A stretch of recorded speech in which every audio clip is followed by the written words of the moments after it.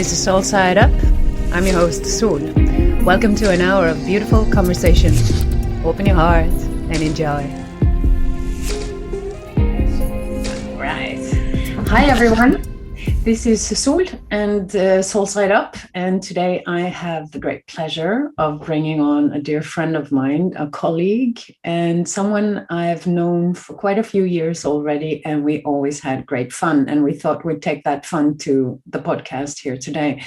I'm so glad you could come, Julia. Thank you, Sol. Thanks for having me. We can't meet for real, so it's great to meet online. You live so far away. I mean, you live all the way in Australia and work out of Melbourne, right? That's right. Yes. How is the world of astrology in Melbourne? Well, we're all just kind of starting to get back together, for real. Meeting up for lunches and all that kind of thing. But, now we have to sort of get our groups together to meet live. So we've really missed that. And, as most of us, we're so glad that we can do stuff online. And we've always been doing that. Like I've been doing online stuff for years, as you have. So it was nothing new to us. But, yeah, you do miss the contact and, being together.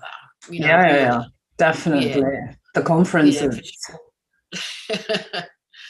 Yeah, So you started Cosmic Intelligence Agency back in the days, and it became a big hit in the world of Facebook, which has been an important platform for what do you call that? Postmodern astrology, when the social media astrology. I don't know what. Yeah. Well, we kind of were born at the right time. Like the CIA was founded by me in 2005 and social media just had started. I think 2004 is the Facebook, chart that we use, and Instagram was soon after, all that kind of, Instagram was later. What was the other one I'm thinking of? Twitter. Yeah, that's right. But so but it was a few years later, I think we started our first post. We started our first web page in 2006. And we got on Facebook at 2008 or whatever, and then, made all the contacts and, met all these amazing astrologers from around the world, because they all sort of wrote and said, we love what you're doing. This is fantastic.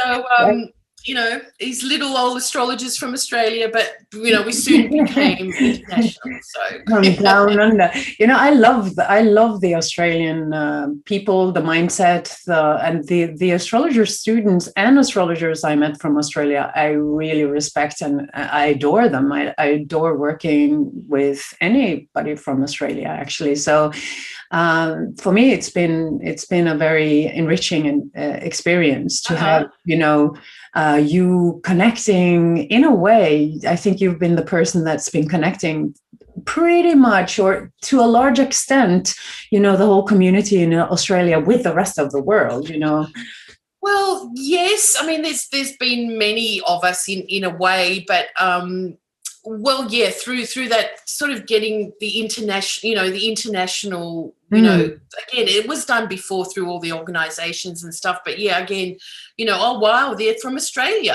so very proud of that. You should be, I think that's how I kind of recognize you as an astrologer and a human being, is that you are very in tune with the times in many ways. And that's some of the things we're going to talk a little bit about today, because we're bringing up the Bitcoin thing.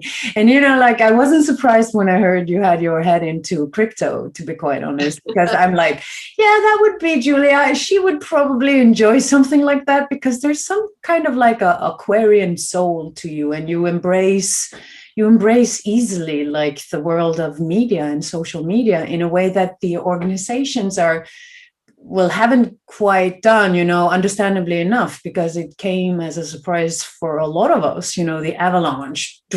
So when we got struck by the avalanche, like, there's a social media thing going on. Oh my goodness, what do we do now? You were already doing your Cosmic Intelligence Agency online, and it was it was going well, like that's, I mean, that would the Pisces kind of feel with. Well, you know what? I just followed what I kind of, was in my heart. I wanted astrology to be more than it was from what I saw of it when I sort of finished my studies in 2004. And I thought, okay, the astrology world's still so hidden, or the really good stuff, or the really intelligent astrology is not what is being put out there in the world.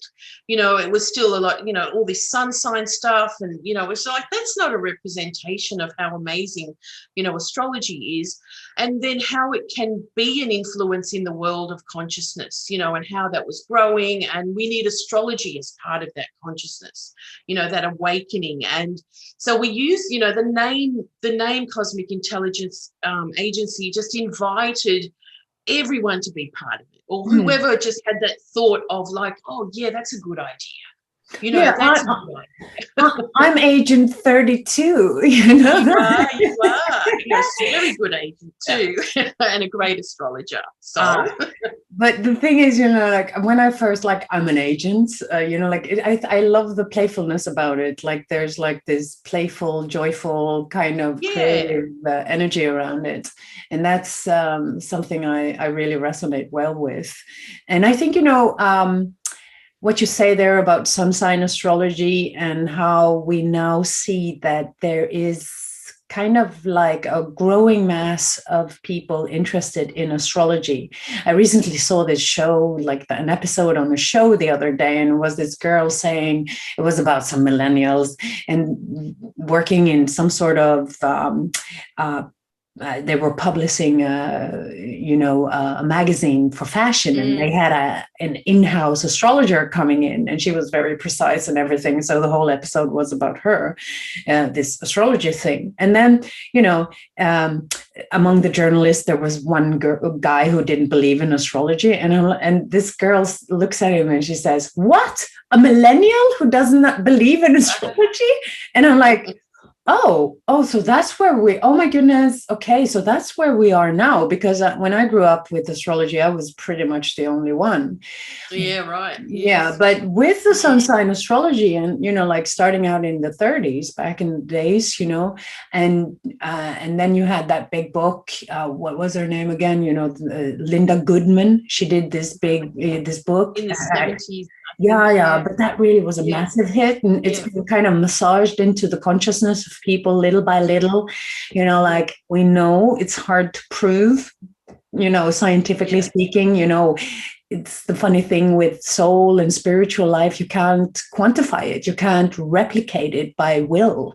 So it's kind of hard to kind of translate into hard science, but there's definitely some sort of empirical scientific logic to it, as we can study the cycles, and which is what we basically do all the time. But the advancement of bringing the masses into this, more people into this, it starts out with the very simplistic people searching for answers in themselves, and then Absolutely. So yeah. And now it's an inroad for many, many people. We often call it the drug, the drug that gets people in, and then it's like, oh, there's more. There's more. Gotcha. I have a buzz. So it is. Look, I'm not saying sunshine. It just wasn't what I was into, right? Sure. Sunshine astrology. I just thought, it has its place, and it's amazing, and it's really quite magical. Like sunshine astrology. It's like, wow. And there's so much of it. So that's all we saw back then. Really. So now there's just so much more. People understand what an ingress is. People understand what the reports of the full moons and new moons and eclipses and stuff. That was not around. When we started. So our first webpage was about the ingress, a December Capricorn ingress, I think, so we launched our page and wrote about it, in the mundane sense of, how consciousness is at this time on the planet, in regard to the planets. Now, we have to say the mission work, because it's everywhere now. So that's kind of Yeah, that's very cool. Yeah, because it's something about upping the levels and understanding. I mean, it's a complex study. Astrology goes in many directions. That's the first thing, and the other thing is that it takes time to get familiarized with the language. It's a language, and I think people just like you want to learn French, it just going to take some time. But for us who sits and who wants to kind of communicate proper quality astrology, it just is a little bit of an exercise in patience to kind of wait. But I've been watching how that evolved, because people are now like, yeah, but I have this aspect to my ascendant. It's like layman work, like completely like spontaneous and natural, start talking about the ruler of their south node. They're like, I know, it's amazing what's coming up. We unleashed the monster, not just we, but all astrologers, in social media. It's unleashed, and now it's almost like we can't sort of rein it back in. But what we can do is probably just keep the levels up, keep the standards high in all of us that are doing it, right? And when you speak about the language of astrology, we were always very adamant to just talk astrology, because it was kind of like, if we don't speak the language, no one, and make the language more natural to understand, people won't understand astrology or where it comes from, or give it the credence that it deserves, because there is method to our madness, or there is a reason we are saying this, and that's what we've been all teaching, through our posts and everything. Mars is doing this, and Pluto is stationing retrograde, and I mean, the language has just grown to be in the collective, and I'm sure there's more to come of that. Yeah. Oh, yeah. I'm constantly developing some consciousness around these things. It's like new things to learn about how to communicate. My relationship to astrology personally as well is always changing. It's shifting, it's changing. I'm constantly trying to find health in everything. What is it healthy to go around thinking so much about astrology? Like, like for instance, like, is it healthy to bring it into a situation where people are not really interested in listening to astrology? Well, that wouldn't be healthy for me, that's for sure. I think I'd put myself in a situation where I felt invasive on other people's right to figure out things on their own, and that wouldn't feel good for me. So it's like and there was this meme I saw the other day. Like, I'm part of this meme group on Facebook, which is like hilarious. They are always bringing in the darkest and most intense memes, and it makes me crack up. And there was this meme about a guy, a Twitter thing, like, this guy's like, no astrology, was now a Tinder thing. It's like, no astrology, girls, please, like.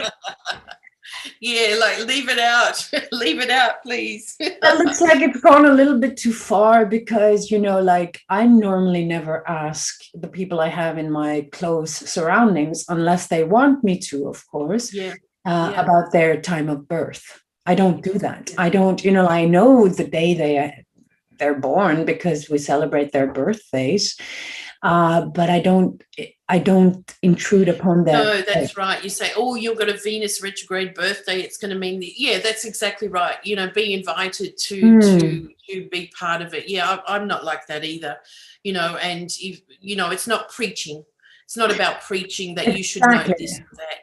Yeah, I think it's easy to fall in that, because you get so enthusiastic about it, and I don't think it's a service to astrology to preach astrology. I think it's like a disservice to astrology. And it's one of the things that I've been a little bit worried about when I see, people go crazy with it and use it. Quite likely, there's a great percentage of people who wants to use it as magic, and there's always a price to pay for magic. That's like, you can't just use magic and not pay a price for it. This is not about a wanted outcome. And I think you need to know it well if you're going to go down, want to go down that path. It's like, do yourself a favor and study it well, study it properly. It's not a frivolous thing. It's a sacred experience, and connection, so we, again, but we're seeing it so frivolously sort of thrown out there, aren't we? And some of it's a lot of fun, but some of it's very cringeworthy. But what can you do? Again, I think it's just like keep the standards high, keep your own sort of ethical version of what astrology is and means to people and what it can do. That's all we can do, really. Yeah, there was this interesting conversation the last year about ethics in the professional astrology environment. And recently, OPA, Organization for Professional Astrology, put out the question of the month. And the question was, relating back to ethics. And I read through the answers. Now, I could be wrong, but I don't think I saw anything about that, about that spiritual ethic in astrology, how to use the knowledge itself, how to help people find freedom with astrology instead of being triggered by their, on their control mechanisms and trying to kind of like steer the outcome in a way. And I think personally, why I'm so hard on that is because of personal experiences that I've had, where I've seen that there's a neurotic component in wanting to use astrology just to calm the nerves or just to find inner security. And this is a Ceres thing, the dwarf planet Ceres. I managed to kind of pull it back into there. Have you worked a lot with Ceres, by the way? I have, and mostly more recently because of a workshop that I did over the weekend. I was doing research into out-of-bounds planets and sort of special signatures in the chart. And of course, because Ceres is not like on the the plane of a normal orbit, it's quite elliptical like Pluto. It's very often out of bounds. It's very often out of bounds. And so all these charts I was looking at going, Ceres is out of bounds again. Ceres is out of bounds again. And she has got that connection to, of course, the feminine version of Pluto, I have to say, right? Being, very much to do with abductions and rape and all that kind of thing, but also the initiations of of a profound nature, which Pluto is very much about. So it's interesting that she's always very often out of bounds, but of course she's doing it more often because she's only a 4-year orbit. So, so she spends a lot of time out of bounds. So that's interesting because the mythology itself, Ceres has a long period after the abduction of her daughter where she's out of bounds. She's actually resigning her goddess nature. She's resigning her. I'm resigning, she's quitting her job basically. And she goes out searching for her daughter, the kind of feeling you get when you've lost something, but you just want it back. And it sort of destroys your identity to having to let go of such an important thing in your life. And you didn't want to let go of it. You just wanted to be in that innocent union with the the daughter is the innocent heart. She's the innocent. She's just like this union between. Well, it's the inner union of the feminine when the feminine is connected to her own heart in a way, and that's being ripped out. So it's like, I lost all my innocence, and then she just lost her identity in that, and she's basically out of bounds. That's an interesting point. It made me think because I've done a lot of work on Ceres. In particular, in relationship to inner security, right, So anyway, it kind of made a lot of sense just in regard to her mythology.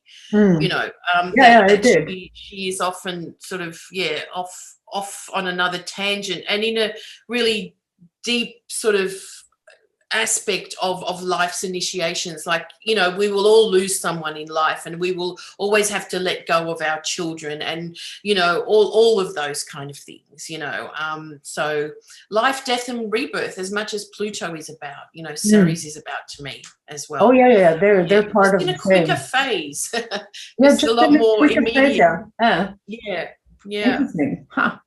That's a good point. Just in a quicker phase. I always wanted to kind of like, okay, so Pluto and Sirius belong together, but what's the difference? And there you said it. Well, she's more immediate and kind of upfront, whereas Pluto is slow and, much slower and much more, I don't want to say much more profound, because again, those more immediate parts of life that we're always kind of contemplating, are always there.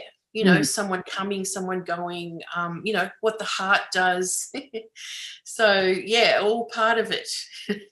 I think part of this, why I've been so obsessed with Sirius when it comes to the world of astrology in general, is that because of these traumas, because of these losses, because of this, because we are here on the third rock from the sun, and we just don't know anything. We know inside that we're all going to die.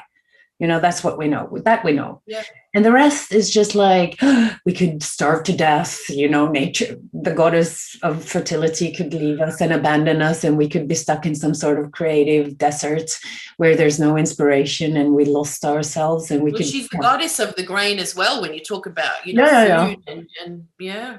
Mm-hmm. So I think, that because of that, it's a reality, right? We can't get away from it. This is very certain. Sooner or later, yes, sooner or later, evolution will knock on our doors, and we would have to open. We cannot resist it anymore. And due to that, there is this kind of existential angst deeply embedded in the psyche of humanity. And I think very often that's the motivation to go out and learn astrology. Yeah. Just to have that existential angst relieved a little bit. Just tell me what happens and I can relax, Yeah, I mean, isn't that the question we always get? What does it mean for a Gemini, or what's going to happen to me? And when we're teaching astrology, as we both do, you want them to look into the answer. I'm not going to tell you. I want you to go and explore what you can see, what you know about astrology so far. That will be. I'm not going to tell you. I'm not going to tell you what Jupiter through Pisces is going to be for you if I'm teaching you. I'm going to give you some pointers, and you're going to explore, right? That's the way to learn astrology, because if you really love astrology, you get into it. That's all I can say, and do all the classes and lessons, and you won't be disappointed. Don't we know it? I mean, that's what got us in, didn't? We still love studying. There's just so much. There's so much to study. There's more cycles, and right now.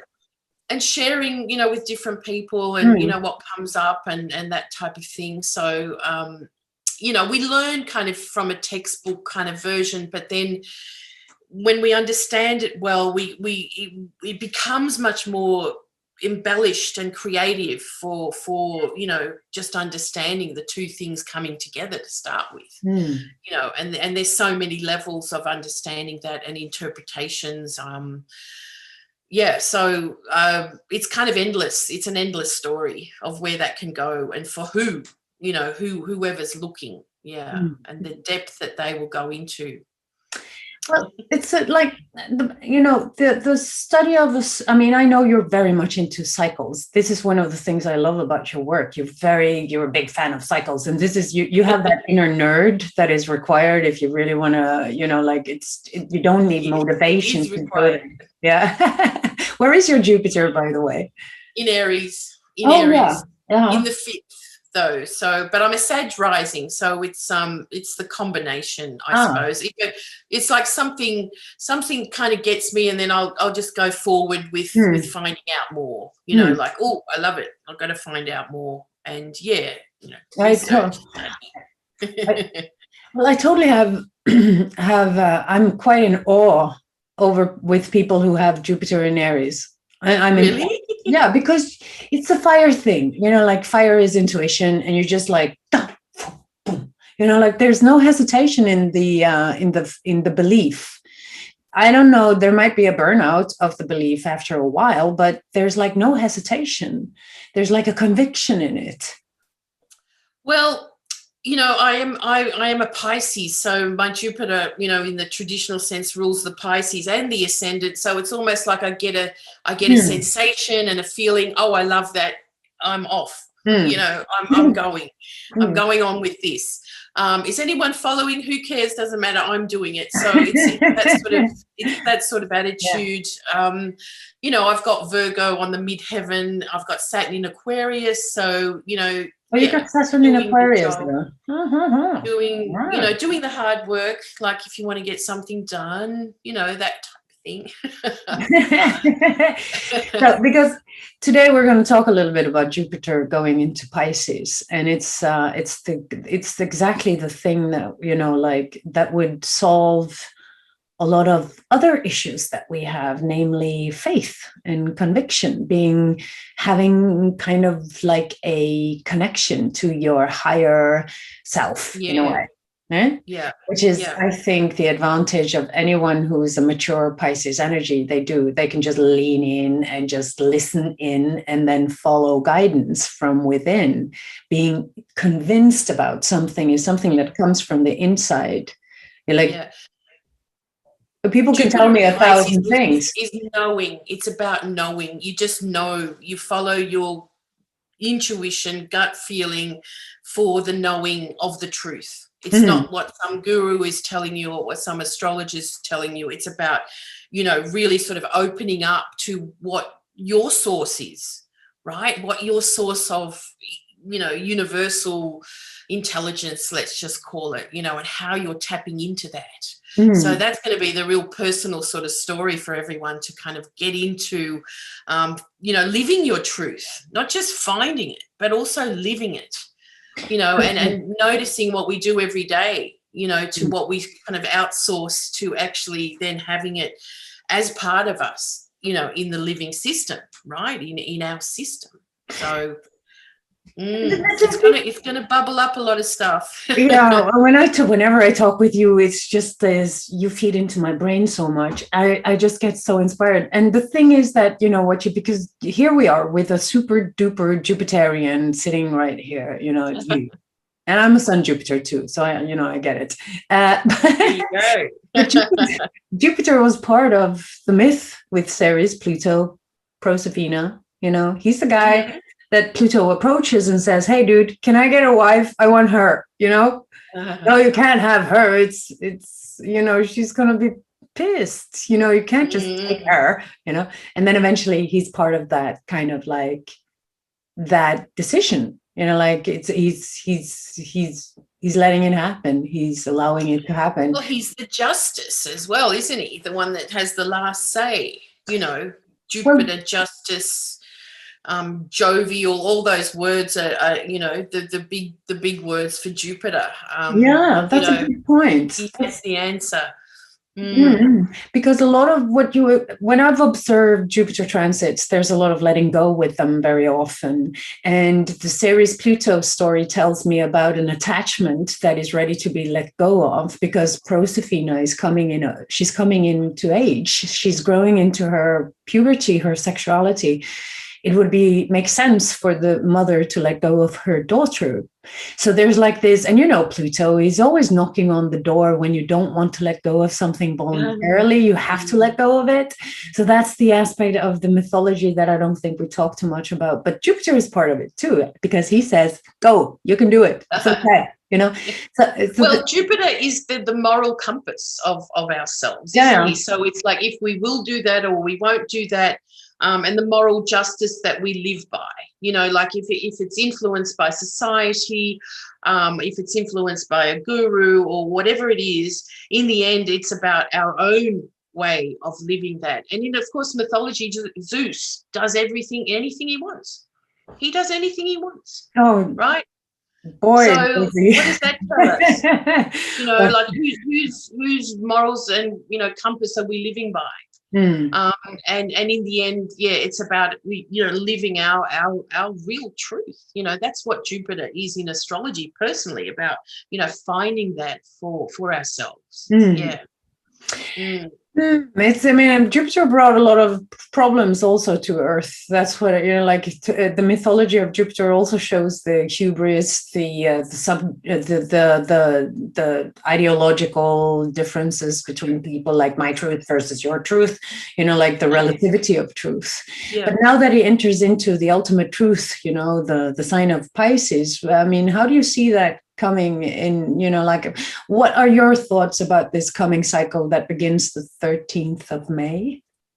Yeah, well, it's going to be a bit of a crazy cycle because it goes in and then it goes out again. Yeah, it does. Then it goes in and then it goes forward to Aries and then it comes back to Pisces. So, like for the next year and a half, it's like doing the back and forward from Aquarius, Pisces, Aries. I mean, it doesn't go to Aries first time, but anyway, bit of back and forward. So, in its own sign of, the traditional ruler of Pisces, or one of them, he is going to, let's say, bubble up everything that has been, in those waters, right? To help it rise and come to the surface.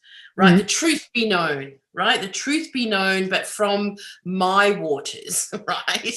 Or, from our own personal waters. And I did some research into the kinds of things that happened when it was last in Pisces. Oh, yeah, I'll just give you some examples because we'll often hear that, Jupiter through Pisces in its own sign is going to be amazing, wonderful and magical. And it will be that as well, right? Because it is in its own sign. So there's a lot more ways that we can expand. And again, I have to reiterate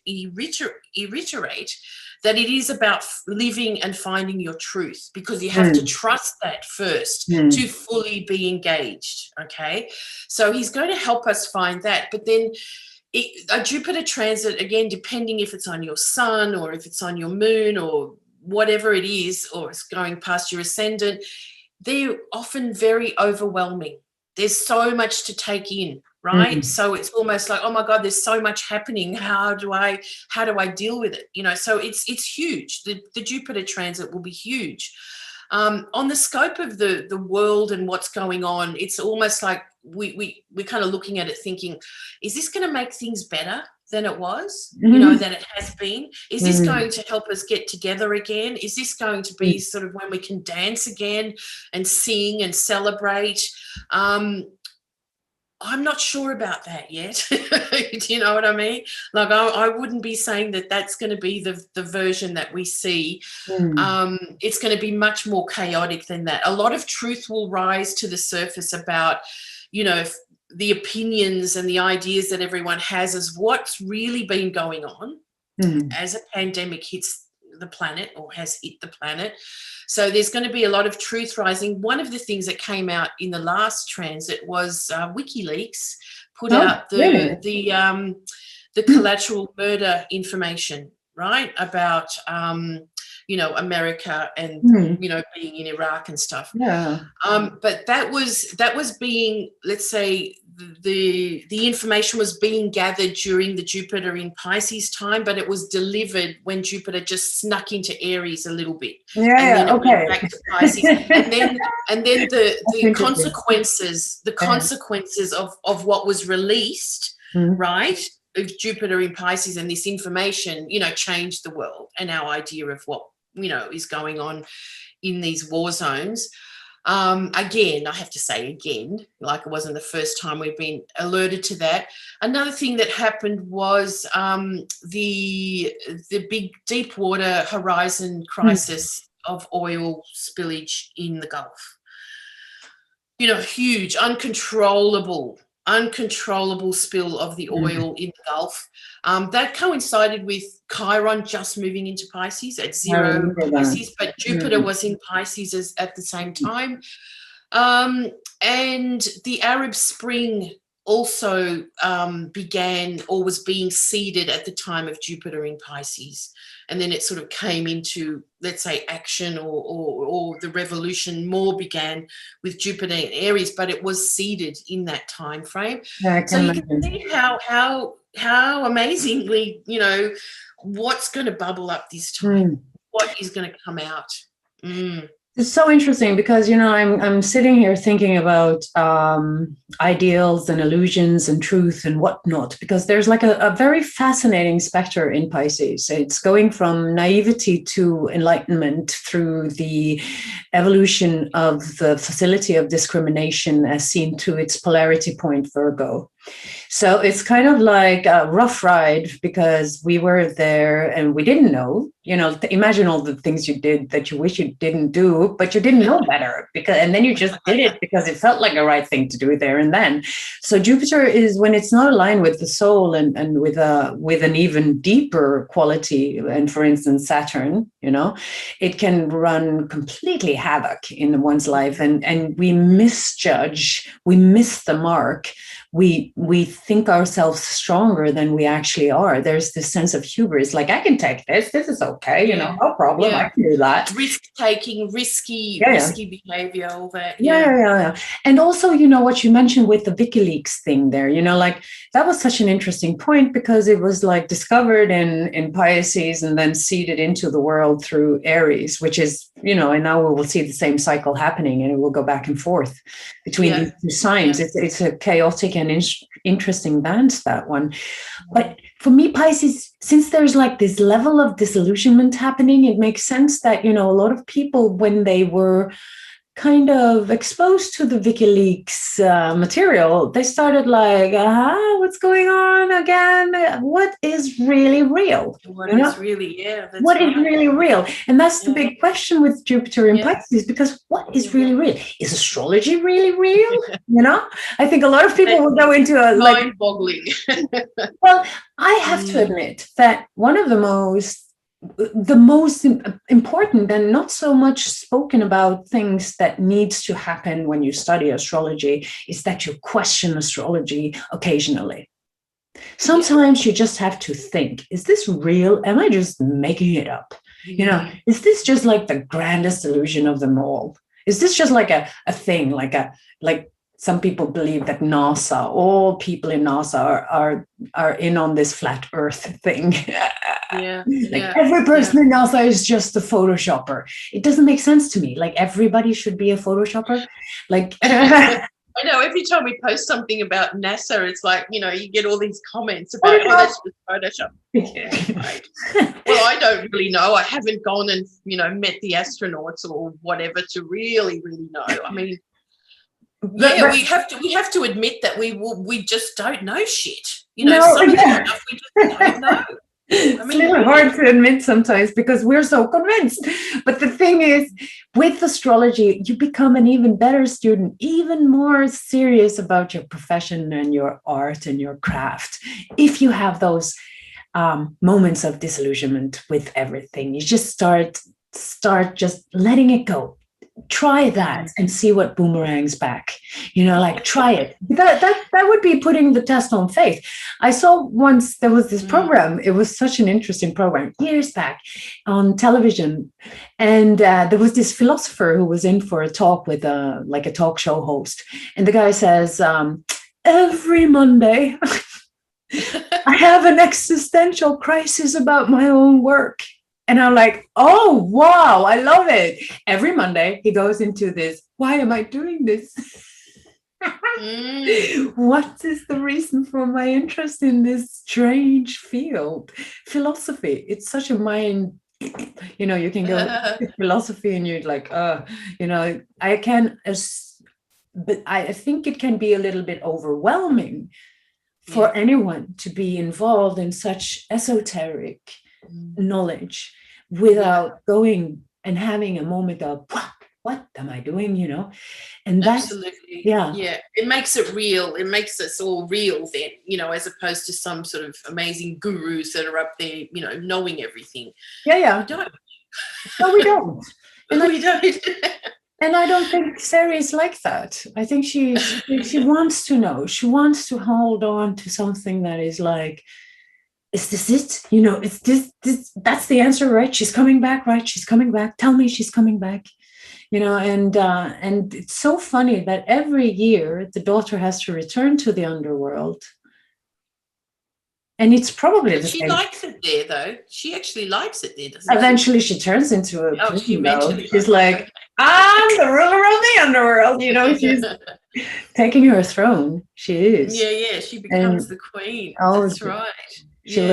she learns the mastery of the underworld, you know, aka all those emotions that you can't control, all those fears and desires and obsessions that seems to overrun the psyche occasionally, you know, and take away that capacity to follow the guiding star Jupiter and Saturn and just do the right thing, you know. So she eventually becomes a ruler. I love that mythology, especially as it gets connected into Jupiter and that need for us to have faith as well. You know, how I mean, you seem to be pretty strong in your belief, in your understanding of astrology, so you don't wobble like that.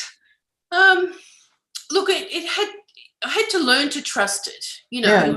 Yeah. And I think we get it proven to us by doing astrology and doing, you know, many consultations and charts and just seeing it in the mundane world actually always represent it like, like clockwork, you know, here we go. Chiron went into Pisces and there was an oil disaster in the ocean, or the tsunami when Uranus went into Aries, you know, clockwork, you know, it came out of Pisces and there was a tsunami. I mean, you know, just seeing those kind of things, you just become convinced that this timing, you know, and that's what astrology has. It has this amazing timing, you know, for what's ahead, how we can look at, you know, what's coming up.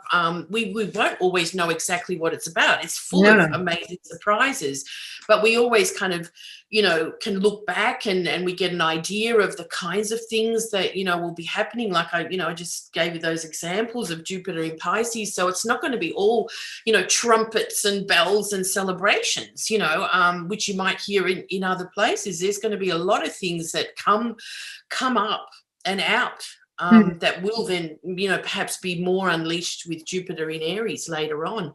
But, you know, the interesting thing with Jupiter in Pisces this time is the first time that it will be in Pisces since Neptune's been in Pisces, right? So the two of them will be together. And that's 2023, April 2022, sorry. So, you know, again, you know, that's something really to perhaps work towards with intention of wherever, what degree was that? I've got the degree. I think it's 24 Pisces that conjunction's going to happen. And, you know, we can really kind of look ahead to that as, you know, pretty special moment. I see a lot of water around, though. Water. You know, Australia just had an enormous flood, so you kind of think, you know, they can't get worse. You know, can they get worse? Yeah, last year you had like an incredibly fire thing, and this year you had an incredible flood. It's like, wow. Moving into more. Well, I think it's going to be a wet winter in Australia, maybe not floods, but I do remember when Jupiter and Uranus met at the end of Pisces back in 2010, I think it was. There was enormous floods in Australia too. So this is going to be Neptune and Jupiter. Maybe it's got more to do with cosmic relations or something. I'm not sure. Well, do you know, a different level? In different level, and probably everything at the same time. You know, like there's like this the powers to be in humanity, you know, are are infiltrated. We are part of nature. We are basically just nature. Yeah. We are ourselves made of the same stuff that everything you can find on Earth is. And it is a very natural combination, isn't it? You think of big nature when you think of Jupiter and Neptune in Pisces. It's almost like the amazing grandness of nature. And maybe that's a spiritual awakening that we all need to then return us back to that connection to a greater spirit, which is not just the material world. Yeah. You know, that is the hope, you know, perhaps of what will be seeded at that time, or more significantly, somehow. And you don't want to think about disasters. That's awful. But, often we know that disasters bring people together and bring out an amazing humanitarian spirit that was never, in someone before as well. So, that's the reality of it, though. Yeah, that there is, the spectrum. What I love about Tarnas's work, Richard Tarnas, and the archetypal approach, the archetypal astrology approach, is that, in his book, Cosmos and Psyche, he repeats this thing. It's within a spectrum. It's, it's on the spectrum. And, so from the spectrum of Pisces, you have naivety and illusion and being fooled and being in your own kind of wishful thinking, and maybe not making good, not judgments about your own life, overspending, drinking too much, whatever comes in, like just this exaggeration, and now also relating to naivety in one way or another. Naivety in the sense that there's no knowledge about that it's wrong even, consumerism, it's fine, like I'm supposed to do that, like all these illusions. And then there's this waking up point when you are just seeing that my life is not working anymore. So I need to kind of like find the middle path. And then comes the spiritual aspect of Jupiter in Pisces, which I think, for me, when I think about it, it's very peaceful. It's fine. It regains faith in something. And I think this COVID situation and whatever goes on in society now. We need that. We need a spirit, we need that spirit again, don't we? Yes, we do. Mm-hmm. And I think, like people have been stuck in their houses for so long. It's disillusionment. Like I this morning, I read this piece about Israel. And now it's like, we're opening up again and blah, blah, blah. Now we know that this country has a strong tradition with controlling their inhabitants. If you go to Israel, there's posts everywhere, signposts. There's people, there are visible military in the streets with carrying huge guns. And it's like a very military energy around this area due to the history of the place. But they were talking about, how the regulation was even more now with this kind of COVID situation. They had to have a vaccine pass and everything. And, like we see this with Saturn in Aquarius, that it's increasingly censoring truth and taking control. And it seems to me like the whole world is, the governments, and it's like a difficult situation. I get it. But there's something with it that's not right, like there's some kind of sense. The control aspect of it all. Yeah, there's like this thing is like, hey, human rights, are we just going to sit and watch them? What we fought for in so many, we came out of wars and revolutions and whatnot. It's not me personally. I was probably dead and not doing nothing. But, the effort of humanity to get away from abusers and control and, just to have respect and dignity for people is what I'm like, what is happening right now? Are we just letting go of a lot of all the more? And with the electronicity as well. Too convenient, isn't it? It's just too convenient of a way to control. And I'm not saying there's no pandemic or anything like that. It's just you just can't help think of the other things that it possibly is implicating and in our lives. This is again where the place where some kind of revolution may be seeded, because of that, right? Like, well, no, we're not going to do that. No, there's going to be half the populations that are saying no to vaccines, right? What does that mean? What is that going to be? These are the things that are sort of going to, kind of become the truth that we'll find out in this time. Oh my goodness, yeah, the vaccine thing. It had to come, though. I remember when it first started, this vaccination talk in the talks, Like it's been growing for years. I don't know, there were probably some cycles we could look into with that too, but especially the like it's been growing. So for me, that it's coming full front now, I am not surprised. But it's hard to trust anyone, any media source, any person right now, because everybody seems to be quite convinced about their own point of view. And then there's this issue of polarization and the war of the minds. And, my ex, we had lots of conversations about esoterics, and it was very enlightening. And he was very he's a Jupiterian Pisces, by the way. And he was square Neptune. And he said, the Third World War is going to be a war about consciousness, about winning our consciousness. And I that was back in the days when we talked about this, and it's stuck with me, I still keep thinking about that. I'm still dude, he was so right, Yeah. That's exactly where we are right now. What to believe. And I think with the advent of Jupiter in Pisces, which for me, will most likely include a deepening of my own spiritual practice in one way or another. I when everything else just seems surreal, I just have one place to go, and it would be, go in and go up and just do what do I believe? What is, illusion? What is truth? And I think we're going to see a little bit of confusion, but I would think as well, thinking of the WikiLeaks, that there might be some interesting truths coming out about the whole COVID thing. I predict it. Oh, you predict it. We hereby come with a prediction. There will be more truth unleashed upon the world.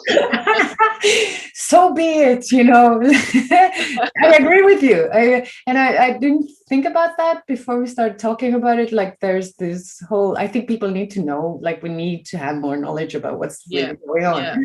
And well, you think about it, Jupiter is so expansive and Pisces is so, it dissipates everywhere. So it's things that, will affect masses and consciousness, Pisces is collective consciousness, so it's not just about some part of the world, it's for every part of the world. So somehow. Yeah, but what we believe in becomes a security. Yeah. Right. It's like yes. Yeah. When you believe something, it makes me feel safe. I know the truth, so I'm safe. I know if I know the truth, my life will be in alignment, and then I'm safe.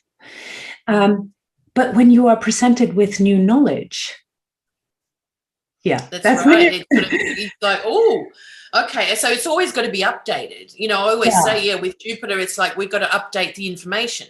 We've got to update the intake, because some truth has just changed.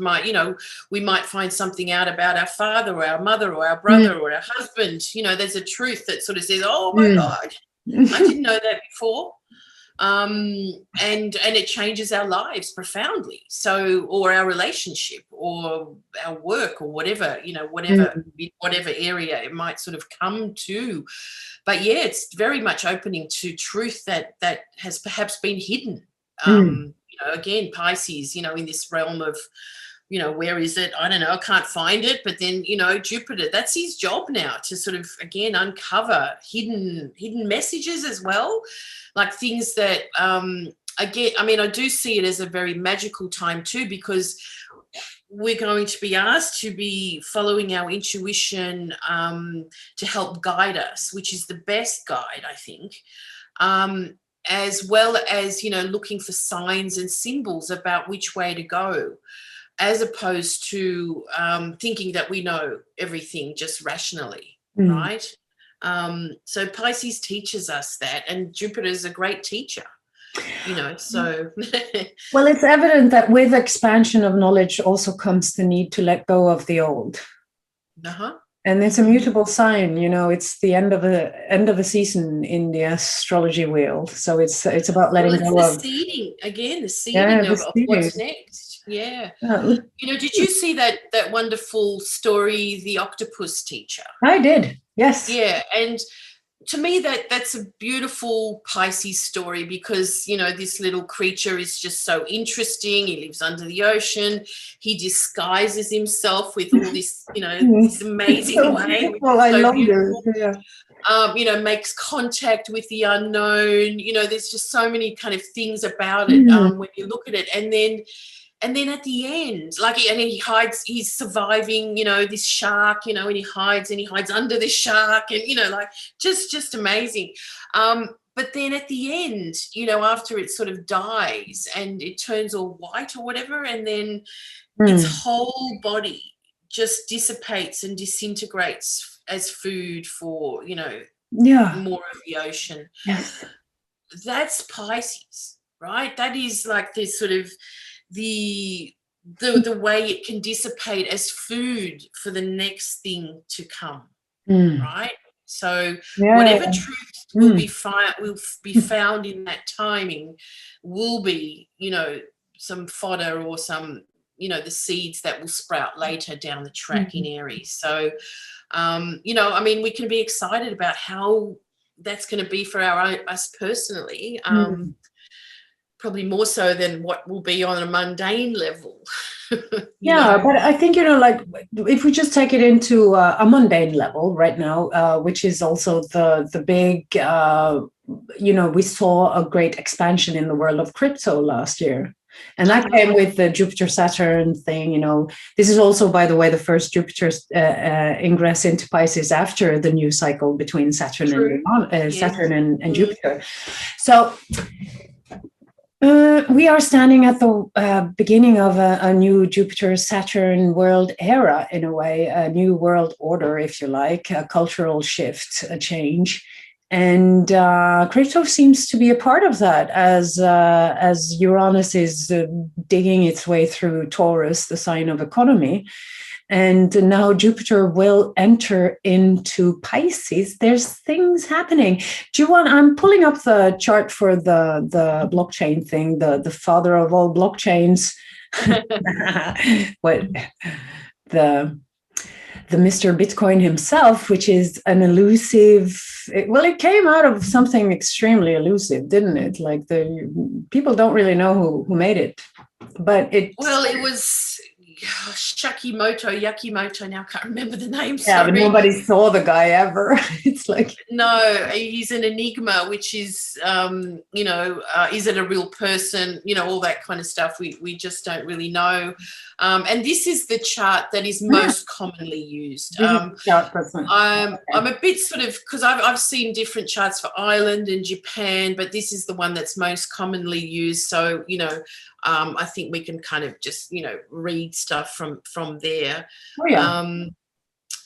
But yeah, I mean, I think it's here to stay. It was actually birthed at the time of what do you call it? You know, Saturn opposite Uranus, which is now we've got the square of Saturn and Uranus. So it has that impulse of, you know, the old system and renewing the system, and the promise of, you know, kind of a new, you know, kind of, well, a new currency, something completely new, untried.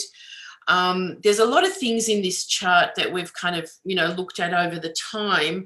I mean, some people are sort of, because it's having so many ups and downs in the last month or 2 months. Like, it went up to, you know, over 85,000 in Australian money, and now it's down to 71, and it's gone down to 60. You know, like, it's just like really volatile. But I mean, that's its nature. I think that is going to be its nature anyway. You know, Saturn, Uranus, like, what's it doing next? Yeah, but the whole crypto market is different than the regular stock market because it's open 24/7. And now everybody can just one click. I just traded some crypto, you know? Yeah. It is, so it's such a Uranus Saturn thing, I think, you know, like, that for me, very often the battle with Saturn Uranus is very Promethean in nature. It's like Prometheus, he stole the fire, Uranus, from the gods and gave it to humanity. And we made a new code, and it's going to, you know, change the system, and it will. I mean, it's still really early days, isn't it? Like, it's only been around for 12 years. 12 years. Yeah. 12 years. And this was, well, it's 2933 Capricorn Jupiter there in the 6th house. It's a little surprising surprising and not surprising to find so much Capricorn, but one of the things that really convinced me about cycles and astrology was the very precise game-changing moment when Pluto entered Capricorn. Yes, that was like doing financial world crisis. Like it was like perfect, wasn't it? And that was a perfect cut. It's like there are these complete separations in the tropical zodiac between the signs, and you notice it if you just pay attention. It's like, I know, there's so much to be said for the tropical zodiac in that sense, with seeing these ingresses. Yeah, absolutely.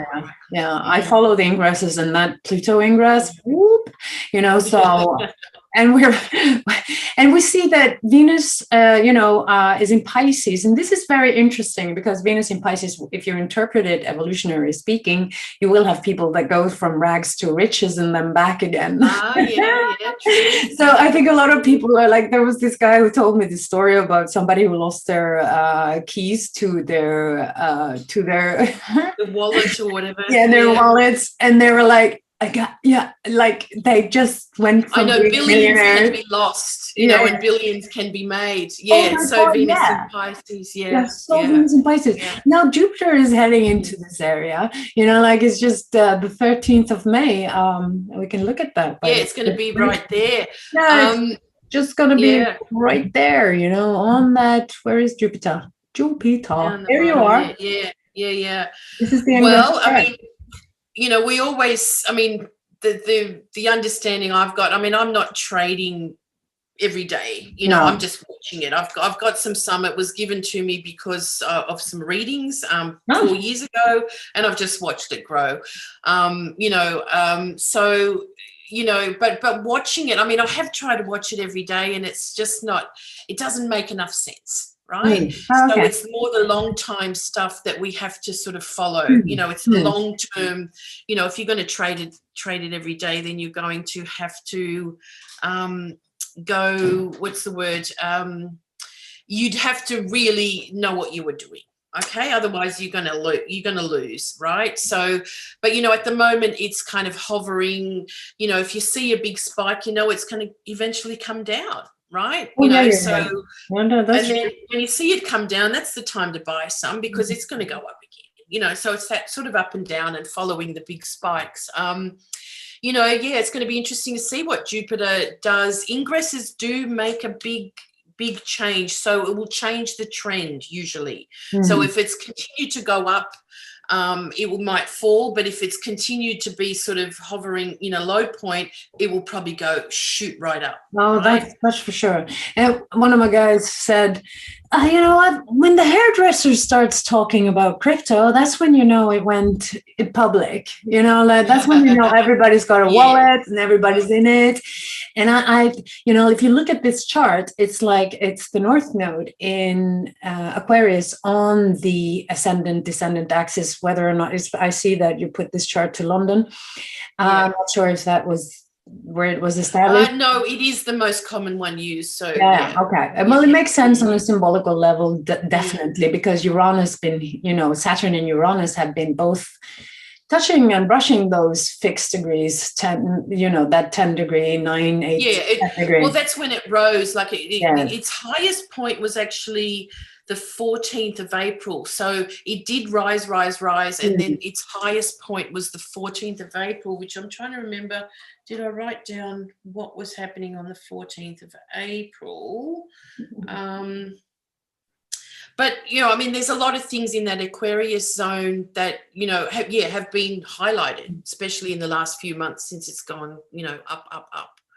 Well, it's just a very interesting thing because as Jupiter entered Capricorn, and that was 2020 Jupiter, right? You had a very high rise. It was the Jupiter return of this particular chart. For me, I'm mostly interested in the symbolical shift that is going on now from that type of economy to another type of economy. Yeah. It seems that this type of blockchain industry is not so healthy for the planet after all, because it's sort of like it's taking a lot of electricity to run, power to run it. Mining takes a lot of, so like there's like, oh God, everything we do has a consequence for nature. What? So it's like, because that's what we're buying. We're buying energy all the time. That's what we're buying. That's what we're in here. We want electricity. That's what we're buying, power. We want food. We're buying food. It's like we need power to survive. We need that thing. Yeah. But the whole kind of shifting of economy from an axis where you have few people runs everything to maybe everybody can get a little bit of their kind of riches as well, like the Robin Hood mentality, is what I find very currently kind of fascinating with the whole idea of crypto. However, it won't take long until, the old takes, over and suddenly become... The thing that's happening already, Sol, is like, and it is kind of quite disappointing with this whole cryptocurrency thing, I have to say, because besides the mining and how much kind of energy it's consuming and stuff, and until that's solved, we're kind of being told, that will be solved down the track. Okay. And that sort of makes it's interesting because of all those Capricorn planets, because it's ruled by Saturn, Virgo, Saturn in Virgo, so it's that heaviness and the mining that's involved, but also, as you say, the control over it, which is where all the governments and everything are now taking control. So in Australia, I've got my cryptocurrency sitting in a market, but I can also have it in my wallet. So if me and you just wanted to trade, like I'm going to pay you, in Bitcoin, or you're going to pay me in Bitcoin, or I'm going to, whatever, we could do that within our wallets and the governments would not know. Now, that is the true crypto exchange. Yeah, that's the right? true. Yeah. Right? Yeah. Because it's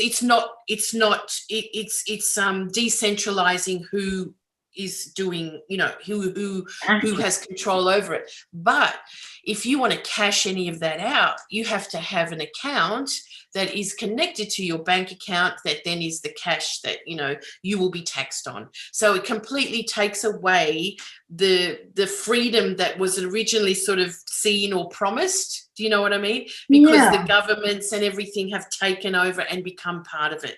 So this kind of blockchain technology in this case, I mean, it's going to be used in so many other ways, to make more authentic transactions and all that kind of stuff. But in order for it to be more of a liberating thing for us to get away from banks and all that kind of stuff, it still has to remain in our wallet. So I can buy a computer with crypto, or I can buy this. Do you know what I mean? And we can, but then the cash reality is that we're going to have to cash it in just as we normally do. Do you know what I mean? Yeah. But there's evidently this push and pull between the old and the new happening in this chart as well. And I think, there's this thing with Norway. We pay a lot of tax, right? And the money that we pay for tax, it's not going to, we don't provide, we don't spend half our budget on the army. Yeah. We spend it on roads and schools, and we might argue with the government occasionally if they use the money well, if they mother us well. Are you mothering us well, Mama? Do we get what we need? Because that's basically what government is supposed to do, provide for their citizens. And it's completely not there for the moment for a lot of countries. They're not providing for their citizens. They are completely using the resources. Our country just spent all this money on submarines or whatever last year, or, new jet fighters or something. It's like, what? Silly. That's why I like the crypto, because it's kind of putting a question mark upon power structures. It's saying, hey, I don't know, man. And look at the Pluto Mars in this one. This is a Pluto Mars conjunction. Like, I don't know, man, you can't rule over me. Sorry, it's my wallet. I'm going to do whatever I want. Yeah. Well, that's what we want it to do, but it's not completely doing that, right? Yeah. That's what I'm saying. The thing is, we don't live by the Burning Man principles yet, you know, and people are not co-creating yet. They are waiting for the government to change their diapers, basically. They don't take control over their own health, their own medical use, their own, you know, they're like, just think for me. They want somebody to think for them, and that's what structure normally provides for you. However, we need that until we are ready to create ourselves, co-create. We can't have a bunch of people who are like, well, who's going to build the roads now? We need to pay tax. And that's the big dilemma with this one. We need to have somebody doing the larger infrastructural organization of our societies, because we're not going to bother to do it. We want it provided for. So then we have to pay for it. We have to pay to live on Earth because we're getting services to live here. And, you know, like, so the electricity. You've got to trust how it's being managed, I suppose. That's the management problem is that, you know, like, we don't really have that kind of trust, because we see, for instance, in many countries, so much is wasted on wars, and there's an abuse of people in terms of how we are just being a number in some sort of book. There's not a mutual respect, you know? We don't respect them, they don't respect us. You know, there's like this lack of mutual respect and respect for life on Earth in general. Like, so you're here just to be provided for, this entitlement problem that humanity seems to carry. And it's like, sure, it's mine, you know. I just want it, but I don't want to give anything for it, you know. And I think crypto carries a lot of evolution around that consciousness, as you can see in the axis from the South Node in Leo to the North Node in Aquarius. Aquarius is very mature. It's saying, okay, I'm going to do my part of the work. I will not just get stinking rich on crypto. I'm going to give back to the society. But this time we're going to create stuff that I think is important. And that is in alignment with my values. Like, if I had 200 million right now, I would focus on art and artists, because I see gentrification and how the urban areas are being now completely sold out to materialism and large corporations. It doesn't provide any space for artists. And there's like people who are not in the commercial businesses. And I think we need them more than anything right now. They become like the treasure we need to treasure. Like everything today, art is suffering. People want art for free, like music for free. They're not paying for it, etc., and so forth. And now artists don't have places to go and be artists. So if I was a crypto billionaire, which I will be one day if the gods are willing, you will set up an artist colony.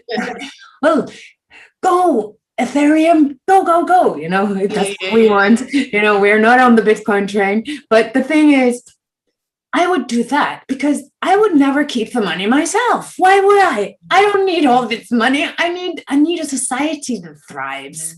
And that's the journey. That holds the promise there, perhaps.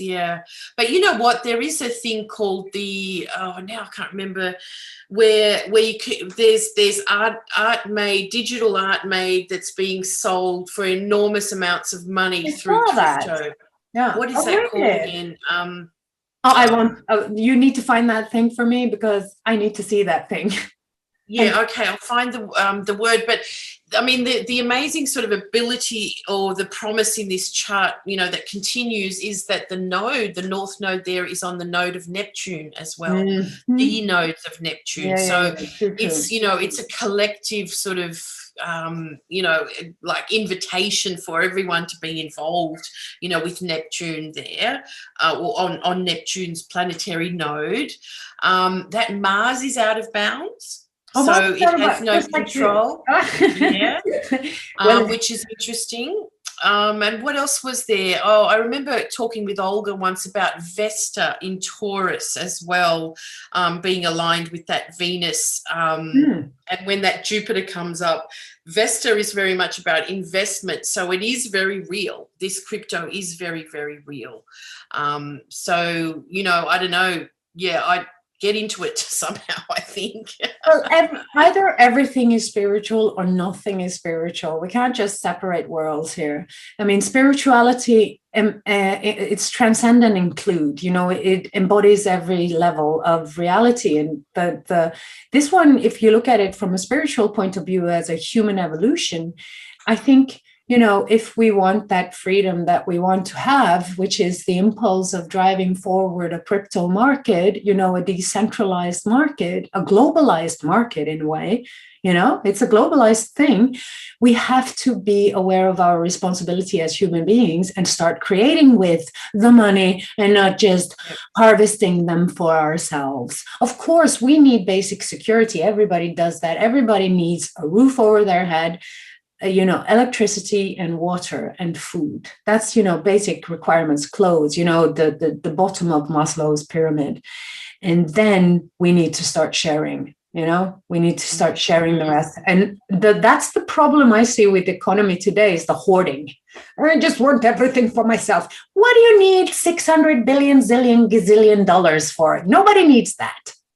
We need hospitals. If I had that way money, I'd be like, okay, let's start fixing this shit. I would do that, of course. Yeah. You would do that too. You wouldn't like Scrooge, go there and like, I'm going to just lay and sleep on top of my pile of money, And I'm so disappointed in so many rich people, the way that they spend their money. I'm like, what? You decided to use the money on that? Going to space.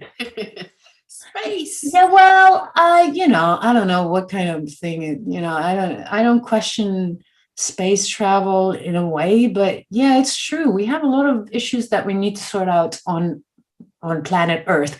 We still have poverty and starvation, on the planet. So, how wrong is that? Like, Yeah, sure, exactly. Like 4 million people died. Yeah, like there's 4 million people died of hunger last year. Right. More than right. 4. We're making a fuss. We're making a fuss over the, 3 million who died of COVID. Yeah, because they weren't all white, but it is again the white supremacy thing. I'm sorry to say, we don't. It's a little bit like Marie Antoinette. Why can't they eat cake? It's I don't know, out of sight, out of conscience. Yeah, absolutely. So, and that's not sustainable anymore. I think we all need to be more Mother Mary and Jesus inside, and just have some compassion for those that we cannot see. Well, hopefully we see that with Jupiter coming back to Pisces, or somewhat more, somehow. Yeah. But what to do? This problem is systematic, and that's what I'm hoping that the crypto can kind of like create, distribute power a little bit better, a little bit away from the 1%. There's also that connection to the Internet of Things, which is on its way, which they talk about that being, a redistribution of, money and power and stuff and wealth. So, I don't know how far that it is away. It's probably here quicker than when we think.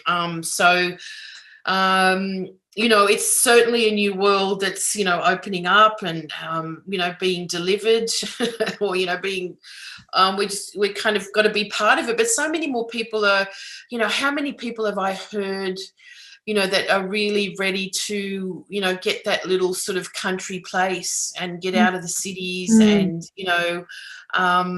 after these kind of lockdowns and all that kind of thing, I don't want to be around in the city where everything I do is going to be watched.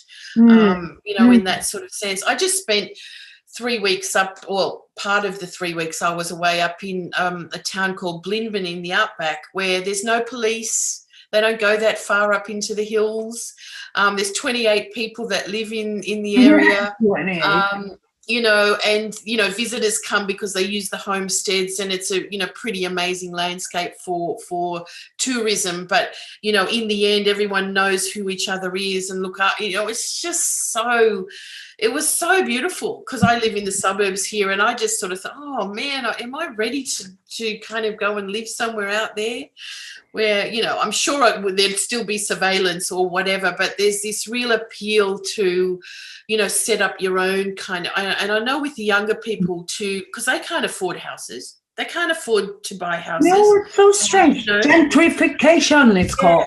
So, you know, it's almost like setting up that whole, you know, Aquarian idea of buying property where people build their own little house on a you know, a big block of land and live as a community, grow their own, you know, stuff and have their own, you know, rule. It's really appealing.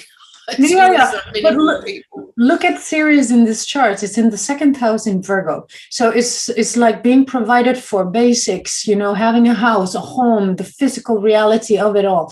So maybe the Virgo, the goddess can just provide that a little bit more equal opportunities for people. And just live again as opposed to stress.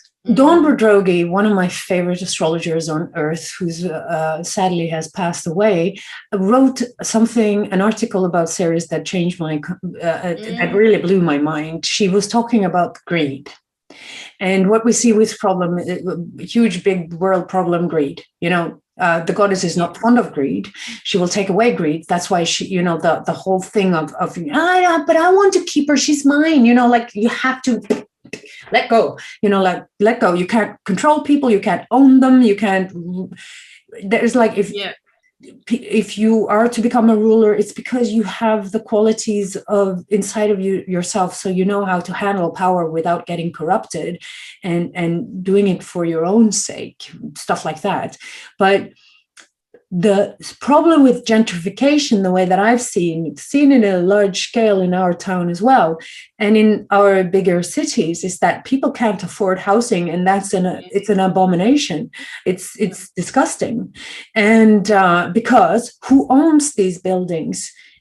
People sit on 2 and 3 apartments. You see, they they own more than they need. Absolutely, yeah.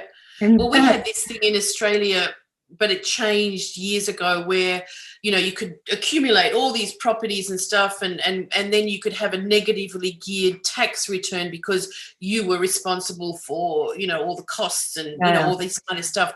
But that changed, thank God, because it was just, you know, like, the richer you get, the more you can accumulate, and you know, it's like Mr. Monopoly world, of course, you know, and they're getting, they were getting, you know, in a sense, a better sort of tax offering from the government because they own so much, you know, because they had more properties and there was negatively geared. So they had, more tax deductions that they could take off because they owned so much.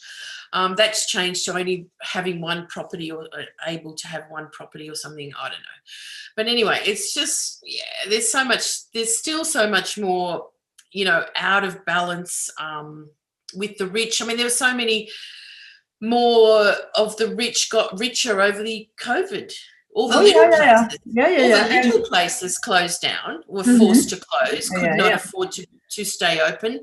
But hey, the tennis went ahead, and, you know, all the really elite kind of things somehow kind of made it through. You know, we could be Darwinistic about that and call it natural selection, but we don't want to go there, you know, like, because it's not really, it's the game is skewed. It's not a fair game. And, you know, like, I've seen things happening in my town as well. Yeah, if you want that kind of monoculture, go for it. You know, people are going to get so bored, and they're going to beg the artists to come back. The private initiative, the lonely warrior, the maverick. Those are the people that, you know, really give back to Earth through their brilliance and their genius and their capacity to bring in something new and original, and not just be a repetition of something else. You know, if you walk down the street of my previous hometown, you see it's like, oh God, I think one designer company was in charge of all these cafes. It's like, oh, how boring is that? Wow. That's like, because that guy knew that guy and he knew that woman over there, so they got that job. Give me a break. So this is one of my, as you can see, I'm extremely passionate about this thing. No, it does. I know. My heart. everyone just be more creative about, be how more we can creative. and that's the Jupiter in Pisces. It's a very creative combo. Oh, I can't wait for you, because I'm sure the gates of inspiration will be open at very, that's very right. That's the way to look at it. The gates of inspiration. Oh, I like that. Oh, yeah. But as they say, if you own more than 7 things, the things will own you. So when you get too many things to organize on this planet, the gates of inspiration can be open, but you won't have time to go through them. Right. Oh, I like that. Yeah, that's true. That's true. So make time for that. Make time for those. When people see the value of being connected to your spiritual, aka higher nature, and they see that that's the most valuable thing you can have in your life, you will start sharing your goods, because it's not yours anyway. That's how it is. That's my hope for humanity. And I think COVID was a good little wake-up call there, but we have to start co-creating more. And I hope crypto will help a lot of people help the people that can't. Oh, yeah. So we can rebuild the country places, the countryside with young people. I saw that back in early 90s when I lived in Paris, because Paris had that problem. And then we went to Dijon, to the and then there were these artist people who were living there. It was just like, we couldn't afford housing in Paris, so we went here. And I'm like, okay, a premonition of the time to come, Yeah, the Aquarian era. I'm not going to say but before you go and get a house in the countryside, don't do it before I come visit. Oh, you want? Oh, yeah. All right. I like your house, Julia. It's so beautiful. I love it. It is great. I wish you could come. Welcome. I know. Well, let's hope so. Let's hope so. We can travel again and be all connected for sure. Probably, and it's it's the Third World War, and it's going to take 5 years, because that's what World War does. Okay. Ooh. Well, there's an eclipse over Australia, Broome, in 2023. Yeah. So I'm planning to have a CIA retreat up there in Broome. Cool. So put that in your diary. And it's also the eclipse that the CIA was born into in 2005. So I am thinking of that, and I'm planning that. Okay. So keep that in mind. Yes, I mean, I know that's I'll redo my prophecy. We will be able to travel by then.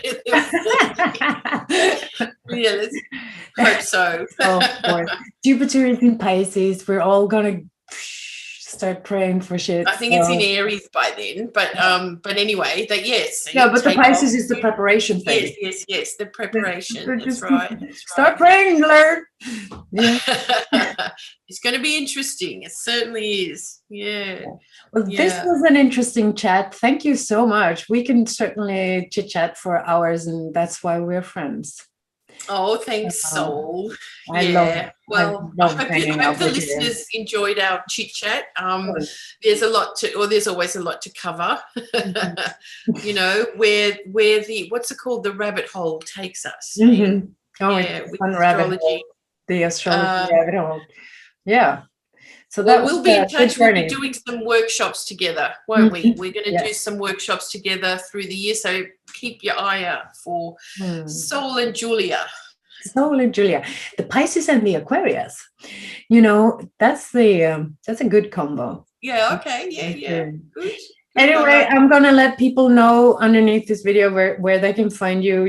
There will be little links to the Cosmic Intelligence Agency's work on Facebook, etc., and so forth. So thank you so much for coming and spending time with me today, Jules. Thank you, Special Agent 32, Sol. Love you. Thanks a lot. Bye.